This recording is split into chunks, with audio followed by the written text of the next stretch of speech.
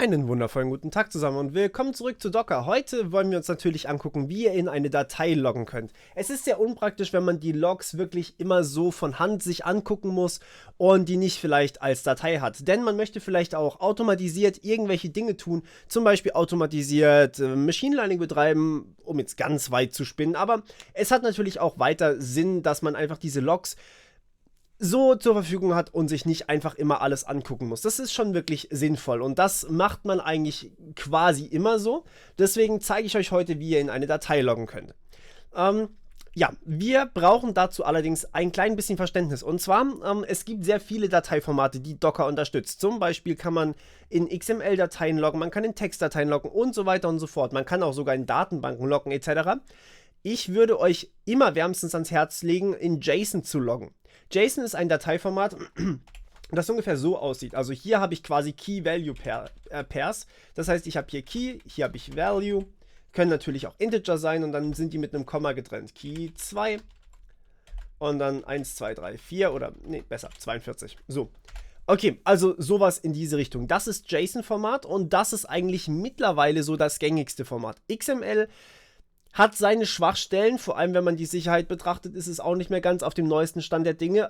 Und JSON ist einfach das gängigste Format für alles. Mittlerweile auch für APIs. Ich nehme an, die meisten von euch werden mit APIs zu tun haben, wenn ihr mit Docker arbeitet, aber wahrscheinlich nicht alle. Das heißt, für viele mag dieses Format neu sein. Es ist aber so ziemlich der Stand der Technik. Deswegen ist auch der Standard bei Docker in JSON zu loggen. Und den möchte ich euch hier eben zeigen. So, reicht auch völlig aus für alles, was man eben tun möchte. Okay, zur kleinen Information, wir haben immer noch unseren Nginx-Container hier. Das ist die ID davon, die ich mich hier mal zwischenspeichere. Und ja, jetzt können wir hier eigentlich hergehen. Nein, halt können wir gar nicht. Okay, wir müssen das Ganze nochmal neu machen. Sudo docker stop. Wir müssen den Container natürlich neu starten, weil Logging muss erstmal aktiviert werden, wenn wir diesen Container überhaupt starten wollen. Das heißt, wir sagen, wir gehen nochmal ganz kurz hoch. So wie wir unseren Container quasi gestartet haben. Und zwar hier, das ist nichts Neues mehr für euch. Im Endeffekt könnten wir hier das hier auch endlich mal rausschmeißen. Müssen wir jetzt sogar. Genau. So, und jetzt können wir hier einen weiteren Parameter angeben, nämlich das geloggt werden soll. Das heißt, wir loggen in -log -driver. Also quasi der Log-Treiber quasi ist JSON und zwar eine JSON-Datei, deswegen JSON-File. Und jetzt können wir hier noch Optionen angeben, wo wir eigentlich oder was wir mit diesem Log machen wollen. Das heißt, wir sagen hier -log-opt, das sind die ganzen Logging-Optionen. Und ja, wie machen wir jetzt das? Oder was haben wir denn für Optionen? Nun, zunächst einmal haben wir hier eine Max-Size. Glaubt mir, das ist durchaus sinnvoll. Die Max-Size gibt euch an, wie lang oder wie groß eure Log-Datei maximal werden darf. Es ist sehr unpraktisch, wenn ihr Log-Dateien habt, die einfach mehrere 100 GB groß sind. Die kann sich nämlich niemand mehr in den Arbeitsspeicher machen. Sprich, man kann sie nicht mal richtig ausgeben. Ich würde euch empfehlen, eine Log-Datei nicht größer als 1 GB sein zu lassen. Ich mache meine am liebsten eigentlich 100 Megabyte groß. Und dann wird diese Datei quasi einfach beendet. Das heißt, da ist dann halt nichts mehr da. Des Weiteren könnt ihr aber auch noch angeben, wie viele Log-Dateien ihr maximal haben wollt. Das heißt log-opt und dann eben max-file heißt das ganze Ding. Max-file. Und hiermit könnt ihr angeben, wie viele Dateien ihr maximal zum Loggen haben wollt. Das heißt, ihr könnt hier sagen, ich hätte ganz gerne zum Beispiel, hier müsst ihr tatsächlich ein Gleichheitszeichen setzen wieder. Also anders wie bei dem Log-Driver, bei den Log-Opts braucht ihr ein Gleichheitszeichen. Sagen wir mal 100 Dateien. Das heißt, ich habe 100 verschiedene Dateien, maximal 100 verschiedene Dateien mit einer jeweils maximalen Größe von 100 Megabyte. Das sind einige Logs. Für viele wird das nicht ausreichen. Es kann durchaus sein, dass ihr da drüber hinausschießt. Dann könnt ihr natürlich hier jeweils noch anpassen. Beim Max-File ist es allerdings so, wenn ihr keine Max-File, also dieses Log-Opt-Max-File nicht setzt, dann ist es bei 1.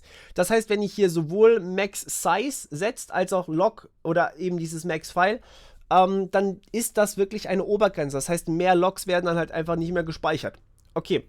Ihr müsst natürlich das Ganze nicht setzen, das ist nur eine Option. Und wie gesagt, der Log-Driver, der muss gesetzt werden. Die Log-Opts, das sind Optionen, deswegen Opt und Optionen sind optional, das heißt, man muss es nicht tun. Okay, wir starten das ganze Ding mal. Und ja, jetzt gehen wir nochmal in unsere Webseite rein, gehen hier ein paar Mal auf diese Webseite drauf. Achtet darauf, dass ihr Steuerung und Reload drückt, ansonsten wird Chrome das Ganze oder Chromium oder wie auch immer einfach aus eurem Cache laden und es werden überhaupt keine Logs erzeugt. Das heißt, ja. So, und jetzt müssen wir natürlich irgendwie rausfinden, wo eigentlich unsere Logs gespeichert sind.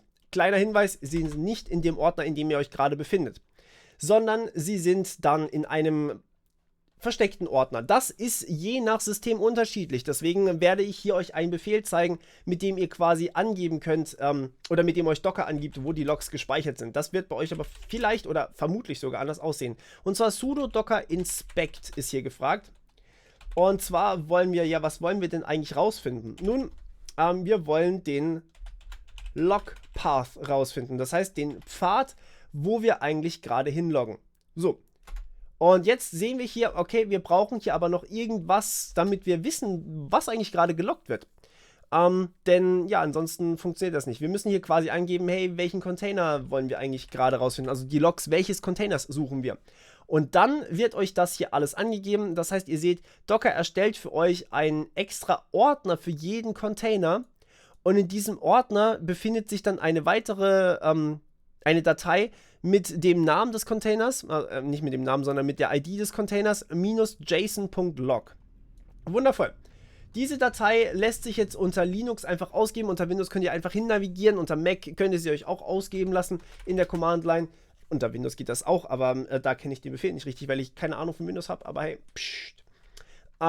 Gut, und dann einfach mit cut zum Beispiel diese Datei. So, jetzt sehen wir haben keine Berechtigung, das heißt, wir brauchen auch hier ein sudo vorne dran, weil natürlich die Logs genauso dieselben Berechtigungen haben wie eigentlich auch Docker, und Docker ist bei mir zumindest als Administrator eingerichtet, sprich, wir müssen das Ganze als sudo ausführen, und jetzt ist das relativ viel für meine armen Augen. Sorry dafür, aber ja, wir sehen hier, wir haben die kompletten Logs von unserem Container, die sind alle in dieser JSON-Datei, und wir sehen auch hier, wie sie eigentlich aussehen, also Log, Doppelpunkt, und dann sehen wir hier, was das eigentlich ist, ja, relativ viel, also das ist im Endeffekt das, was geloggt wurde tatsächlich. Hier sehen wir aber auch noch Stream, wo es herkommt, das ist nämlich Standard Output gewesen, und hinten dran kriegen wir noch eine Timestamp, das heißt, wann dieses Log quasi erzeugt wurde. Das kann natürlich je nach Log anders aussehen. Bei Nginx sehen halt so einfach die Logs aus. Je nachdem könnt ihr aber eure eigenen Logs konfigurieren, indem ihr einfach die Ausgabe formatiert, und ja, das ist dann im Endeffekt alles. Okay, super. Das war's von meiner Seite auch schon wieder. Wir hören uns beim nächsten Mal. Bis dann. Ciao.